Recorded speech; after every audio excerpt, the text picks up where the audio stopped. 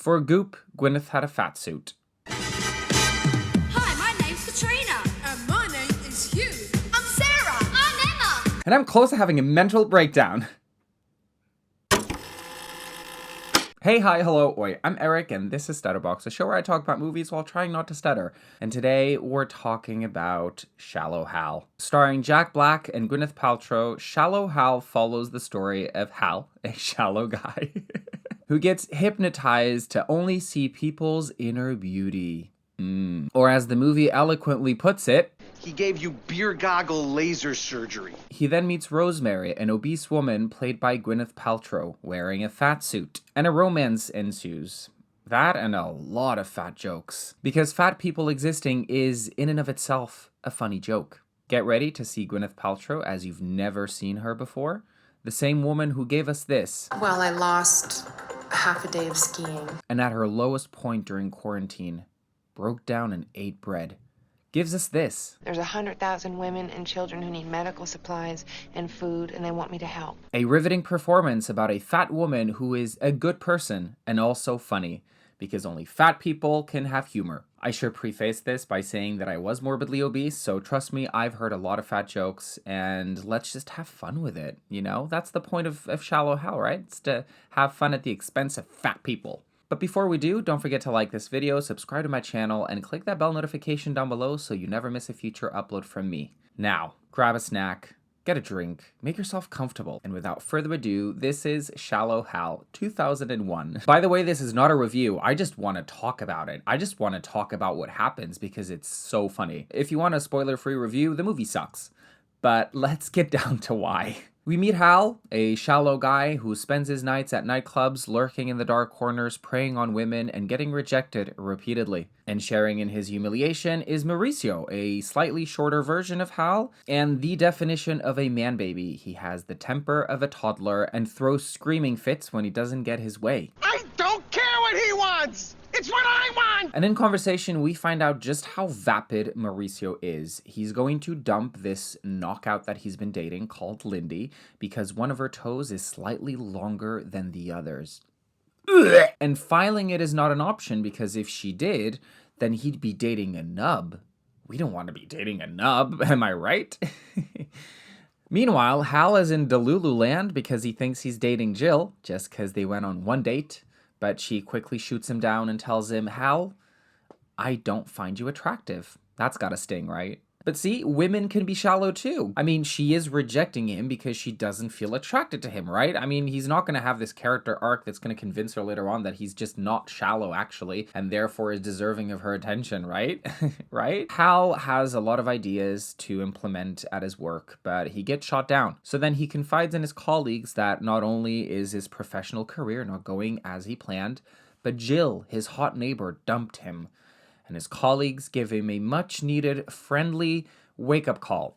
Hal, you're not good looking. So one day he meets Tony Robbins, self-help guru, TV personality, and they get stuck in an elevator together. And in conversation, Tony realizes that Hal is a little bit shallow.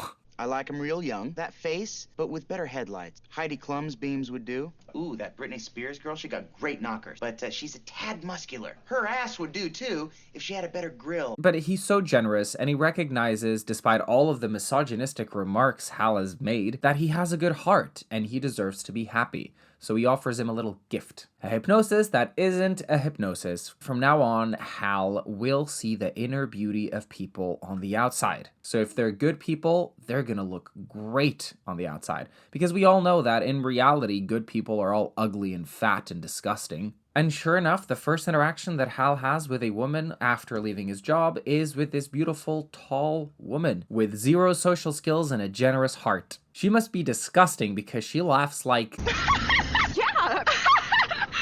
anytime Hal hits on her. Only ugly people lose all of their basic social skills when they talk to someone in public, right? With newfound confidence, Hal goes to another nightclub with Mauricio because we didn't get enough of their misogyny the first time, so let's go down to the club again and insult more women. Yeah. Mauricio gives off more tiny dick energy when he complains that Walt, a guy with spina bifida, gets all the attention from women because of his shtick. His shtick being the spina bifida. Yes. Mauricio is just a stand-up guy. Mauricio is the epitome of the white man wanting to be oppressed, looking for reasons to be the victim. But Hal continues smashing it with hot women, which in this movie are white, skinny, big-breasted women. But remember, if Hal sees a pretty girl in this movie, she's gonna look like this in real life. It's like they made a conscious effort to look ugly, right? Because that's what fat, ugly people do. They just go out in public looking disgusting. Mauricio returns from the bathroom and gives us a little reminder of just how awful he is. You mean you get the hyena and I choose between the hippo and the giraffe? And becomes annoyed that his friend Hal seems genuinely happy to be dancing with 3 women, who Mauricio finds are comparable to animals. So one day, Hal spots Rosemary, played by Gwyneth Paltrow, just walking down the street minding her business. So like a true gentleman, Hal parks his car and follows her into a store. Just a normal man wanting to talk to a pretty woman. Just no boundaries whatsoever. He walks into the store and he sees her holding these really large panties, which to us, the audience, we know it's for her, because she's a very robust woman. But for Hal, this is an opportunity to insert a little pickup line. Hey, building a parachute? I wonder what he thought the response was going to be. Yeah, man, I'm building a parachute with lacy underwear. How did you know? It's the perfect material to stop you from falling to your death. So despite insulting her in the first 5 minutes of meeting her, Hal gets a date with Rosemary. But it makes sense, you know, she's fat. Obviously, she's gonna take any opportunity she can get to go on a date with someone, no matter who it is. So they go to this little diner, and Hal's pleasantly surprised to see that Rosemary has a sense of humor. She is funny, and she eats whatever she wants, because according to her, no matter what she eats, her weight seems to stay the same. And Hal, of course, finds that incredibly hot. I mean, what's hotter than a skinny white girl eating pizza and burgers and milkshake and keeping her figure?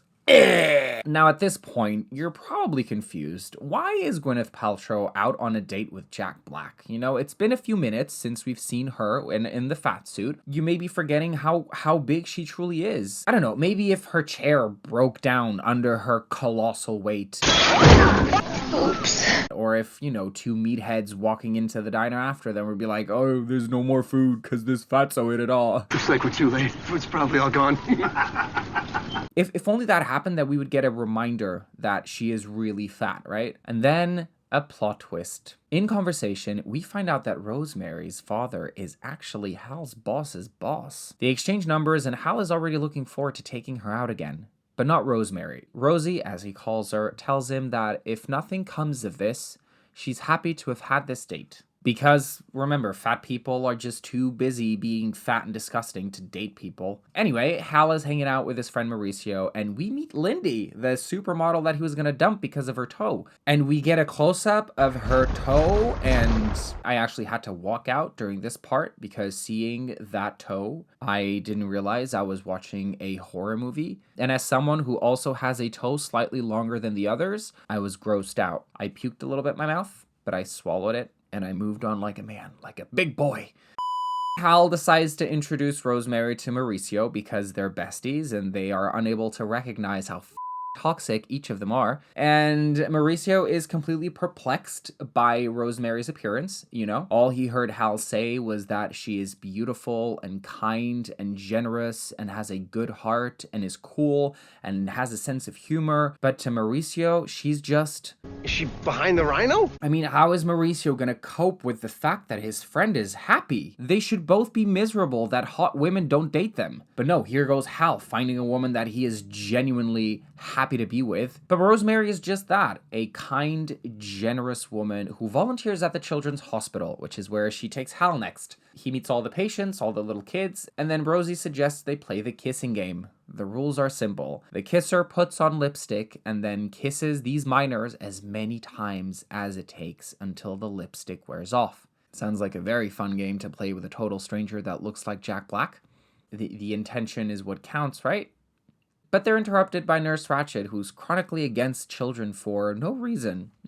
I wonder if she's gonna pop up again for some life lessons. But Hal and Rosie continue dating, and it's going really well. You know, we get a little montage of all of their dates. Rosie's just doing fat things that fat people do. My favorite goes to Rosie jumping on the pool and a child ending up on a tree. I laughed. And they get along so well that Rosie decides to introduce Hal to her parents, and he is a charmer from the get-go. He's like, oh, I can see where Rosie gets her figure, and it's Rosie's mom who will, spoiler alert, be wearing a fat suit later as well. Hal talks to Rosie's dad about his ideas for the company, and he really likes them. You know, he's really into them. He's like, okay, I admire your passion and I admire your creativity. And later, as Rosie and her mom are in the kitchen cleaning up, because that's where women belong, obviously, Rosie's dad gives him a stern talking to, and he's like, ye can drop the act now. I think we both know that we won't soon be seeing her twirling the baton, marching along with the Dallas cheerleaders. He's basically like, drop the act. I know you would never like my daughter. Look at her.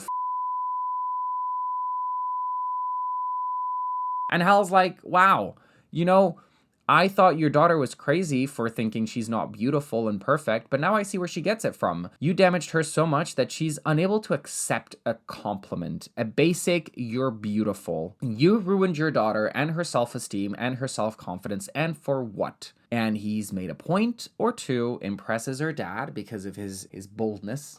Let's say. Rich, powerful people want to be shamed. They want to be humiliated. They want to feel that power play at play. They want to feel like they are dirt.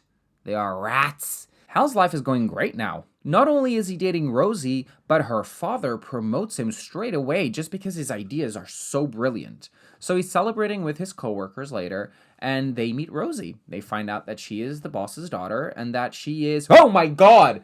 Why are you so big? They also get an idea of her abundant love for cake when she cuts herself a quarter of it and just takes it off in her hands, because at this point, Rosie's barely human. She's more like a wild animal, a hybrid, half human, half warthog. His friends chastise him because this is a new low even for you, Hal, dating the boss's daughter just to climb the ranks. That is nasty. And his friend Mauricio, if you forgot about him or how disgustingly misogynistic he is, takes the time to describe Rosie's legs in great detail, and it's just... Cankle, she's got no ankles. It's like the calf merged with the foot, cut out the middleman. But Hal and Rosie's love life continues to blossom despite everyone being against her just because she's fat. And they go on a double date with Walt, the guy with spina bifida, and Nurse Ratched, who turns out is not a 60-year-old smoker. She's in fact a young, conventional, attractive woman who's decided to finally date Walt, you know, now that he's sold his company to Microsoft and made a shit ton of money. That's right, Nurse Ratched was supposed to portray how ugly this woman is on the inside. So Gwyneth Paltrow gets a fat suit, and she gets a body double 40 years her senior. And I guess that we can add ageist to the list of toxic traits of this movie, because they're basically implying this older woman is uglier than the younger woman. It's like comparing apples to oranges, but whatever. Hal also meets Ralph, Rosie's ex-boyfriend, who looks straight out of an Ivy League's newsletter. White and preppy, just how the US of A likes them. Born in the USA. Mauricio is still mad that his best friend has finally found happiness, so he tracks down Tony Robbins, accosts him in the street, and throws the biggest temper tantrum I have ever seen from a man this age. The director's note must have been, act like a toddler who's just snorted cocaine by accident. I don't care what he wants! It's what I want! I want my friend back! And we got movie magic. And he convinces Tony that the little spell is ruining Hal's life, job, reputation, furniture, I think. And Tony's apologetic. In his mind, he was just trying to help Hal. So he gives Mauricio the secret phrase to break this spell. Meanwhile, Hal and Rosie are on a date, and she tells him she has the opportunity to go to another Peace Corps mission with Ralph. Ooh, Ralph is hot though. How is she gonna resist him? But she also tells him that she's not sure if she wants to go because she's falling for someone. And that someone is Hal. Aww. And just as they're about to profess their love, we gotta remind ourselves once again just how fat Rosie is. So she breaks the entire bench, because the chair at the diner was just an appetizer. Hal is irate and speaks to the hostess about this. It's unacceptable, which I completely agree. But he's interrupted by Mauricio, who calls him and tells him shallow Hal wants a gal. And just like that, the spell is broken. Hal turns around. The hostess is not the hostess anymore. He can't find Rosie. Instead, he sees a, as he puts it, robust woman eating Rosie's food and then his own food, which, by the way, is rude no matter who you are or how big you are or how small you are. You should never eat other people's food at a restaurant unless they give you some directly. But before he has the chance to confront this rude woman who's eating his food, Mauricio comes in and saves the day, drags him outside, and tells him the entire truth. He's now safe from the beer goggles that makes him see people for who they truly are on the inside. Hal doesn't believe him, so of course, coincidentally, the woman from earlier, from the taxi, the one that squealed, she's back! And now she looks like her true self. Where do we start? She looks like she's been doing a bit of crack. But it's the same actress. I guess they ran out of budget with all the fat suits and the body doubles for the other characters, so they had to make her ugly, and this is the result. So Hal finally explains to Mauricio that when you're happy, you don't really care what other people think. A concept that little kids learn early on in their lives, and Mauricio learns with his 40-year-old best friend. You know, it's never late to learn to not be a jackass. So they concoct a plan. They're going to track down Tony again and hound him to put the spell back on Hal, beating the entire purpose of this whole experiment. And Mauricio also convinces Hal that in the meantime he should avoid Rosie, because if he sees how colossally gross she is, he's never going to be able to be with her even when she goes back to being A-lister Gwyneth Paltrow. Boys will be boys. So while he's avoiding Rosie, Jill has had a change of heart. She wasn't attracted to Hal, but seeing him date a fat person, she thought, oh, he'll go for anything. Maybe I like him. Maybe I want me a piece of that man who doesn't discriminate based on size. Let me go over to his house and be like, hey, let's just go for a friendly drink, a coffee, whatever, just chat, just as friends. I just wanted to run some things past you. You know, maybe you could put your penis inside my vagina and make me feel whole again. She didn't say all that, but she could have. He accepts because, you know, he's grown used to this female attention that he's gotten in the past week, and now he can't go a day without it. So they have a little date as friends, obviously, in this very friend-only scenario. And Rosie's outside and sees them. Hal, luckily, has a realization halfway through the dinner. He's like, oh, wait, no, I actually want to be with Rosie. I can't be with you. So he goes to call her, and he bumps into her. Doesn't acknowledge her because he doesn't know who this fat person is. Get out of my way. I need to call my beautiful skinny girlfriend. And then he calls her and she's like, are you a psychopath? This is an ass. As days go by, Hal starts thinking about his life choices and his decisions and realizes that being superficial has only cost him his happiness. So he goes back to the hospital and he sees a little girl from earlier, except this time she has a large burn scar covering half of her face. He realizes that Rosie was actually volunteering at the burn unit, and he couldn't see any scars because he saw the kids for who they were on the inside. The hypnosis was not just for fatties and uglies. It was also for people whose appearance got changed by circumstances outside of their control, leaving them with marks that society deems unattractive. Hal is learning a valuable life lesson. Beauty is in the eye of the beholder. Now, if he could get Mauricio in a room and smack some sense into him, that'd be great. But wait, we find out why Mauricio is so foul and horrible to women. Get ready for a shocking revelation. He is insecure. No, couldn't possibly. Turns out he has a long tailbone, longer than normal, and it looks like a tail. But it's so much more than a tail.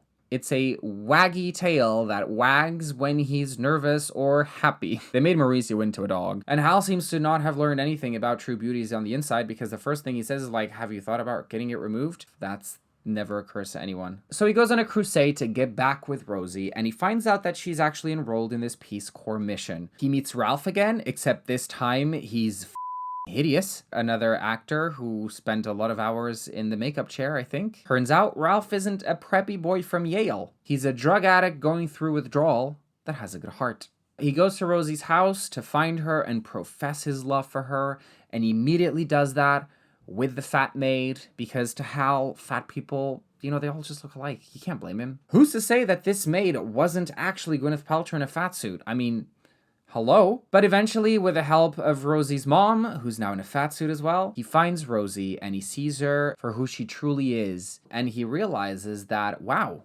she is indeed beautiful. He apologizes for acting like a prick. He is committed to making it work. Therefore, he has enrolled in the same Peace Corps mission she has. Ralph is also going to be there, but now that he's realized that Ralph is an uggo, no more threat there. Hal is just in love and drunk on happiness, and they kiss, and they live happily ever after. And as a reward for being such a nice person the entire movie, Mauricio meets a woman who's obsessed with dogs. And as they walk off together, we see his little tail whack through the pants. That was definitely an interesting choice. They don't make them like this anymore, and that's a shame. You know what? This movie actually wasn't that bad. You know, if you take away the fat jokes, the fat phobia in general, the misogyny, you're left with... And that's it for today, guys. Thank you so much for watching.